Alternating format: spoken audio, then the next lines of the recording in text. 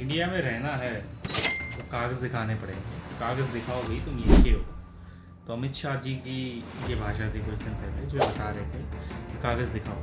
लेकिन citizenship act है क्या आपका 1955 क्या बोलता है? देखो, जो तुम्हारी सिटीजनशिप एक्ट है प्रोवाइड करता है एक्विजिशन और loss of citizenship after the commencement of constitution 26 जनवरी 1950 के, ठीक है। एक्विजिशन ऑफ सिटीजनशिप के प्रिस्क्राइब करते हैं 5 से तरीके आप एक्वायर करते हैं citizenship: by birth, by descent, by registration, by nationalisation, by incorporation पेट। ये सारी चीज़ लॉस कैसे होगा, लॉस भी बता रखते हैं। अब बाय बर्थ के देखो, कोई भी बंदा इंडिया में बोर्न हो गया तो सिटीजनशिप आपकी बाय बर्थ आ गई। अब क्या है, 26 जनवरी 1950 से 1 जुलाई 1987 तक ये कंडीशन थी कि आपकी नेशनलिटी है मैटर नहीं होती यहाँ पे बोर्न करने के लिए। 1 जुलाई 1987 से 3 दिसंबर 2004 तक ये चीज़ है कि पेरेंट्स कोई भी हो, उनमें से एक parent either citizenship of India. 3 दिसंबर 2004 से अभी तक बताया है कि पेरेंट्स आपके सिटीजनशिप ऑफ इंडिया हो, दूसरे पेरेंट्स आपके इलीगल माइग्रेट ना हो। तो ये सारी चीज़ें बताई जाती हैं। जब आपकी डेट्स यहाँ पे इंपॉर्टेंट क्यों रहती है, लेकिन जो अमेंडमेंट्स आपके कंडीशन को चेंज करते हैं टाइम टू टाइम, और ये सारे अमेंडमेंट होते हैं। एक्सेप्शन क्या है अपना, चिल्ड्रन ऑफ फॉरेन डिप्लोमेट्स आपके posted area, children of enemy alliance जो आपकी एक्वायर में होती है। अब डिसेंट क्या है, बाई डिसेंट क्या होता है, कोई भी पर्सन है आपका जो है आउटसाइड इंडिया और जो पेरेंट्स आपके से लेकर 10 दिसंबर 1992 तक फादर ऑफ न्यू 10 से 92 से आपकी अभी तक जो आइदर ऑफ द पेरेंट्स हैं सिटीजनशिप इंडिया 2004 से लेकर अब तक जो सिटीजनशिप है बाई डिसेंट, बाई रजिस्टर्ड है इंडिया में, और जो कंसल्ट करता है with the 1 date of birth to be get चीज़ यहाँ पे रजिस्ट्रेशन क्या है, अप्लाई करता है लोगों पे जो आपके ओरिजिन के हैं और जो करंटली वर्क करते हैं सिटीजनशिप ऑफ कंट्री।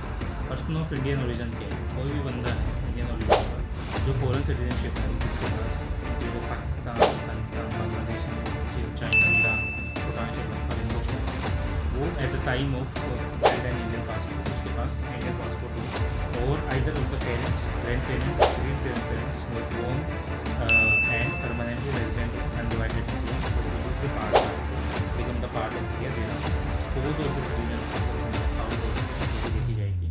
जो कंडीशन है आपकी, जो सिटीजनशिप ऑफ इंडिया है can register their minor child bye registering the Indian culture, और एक person of full age of इसका पेरेंट्स रजिस्टर है सिटीजनशिप ऑफ इंडिया अप्लाई कर सकते हैं सिटीजनशिप रजिस्ट्रेशन। OCI कार्ड है पर्सन ऑफ इंडियन ओरिजिन जो बेसिकली ऑर्डिनरी रेजिडेंट इंडिया में for the 7 years before making application.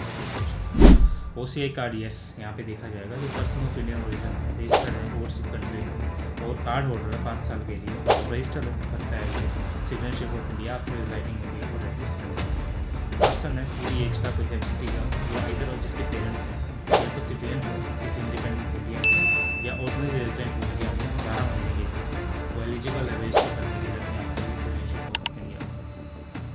Person जो मैरिड हो किसी सिटीजन ऑफ इंडिया का, ऑर्डिनरी रेजिडेंट हो इंडिया में 7 साल तक वो कोई एप्लीकेशन ना की रजिस्ट्रेशन के लिए, वो चीज़ में यहाँ पे देखी जाएगी।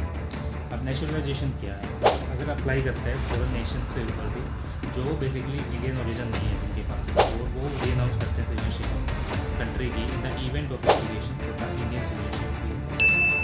एक्सेप्शन किया है जो सिटीजनशिप ऑफ कंट्री है इंडियन सिटीजन वो प्रिवेंट करते हैं उसको बनने से citizen of country by nationalisation.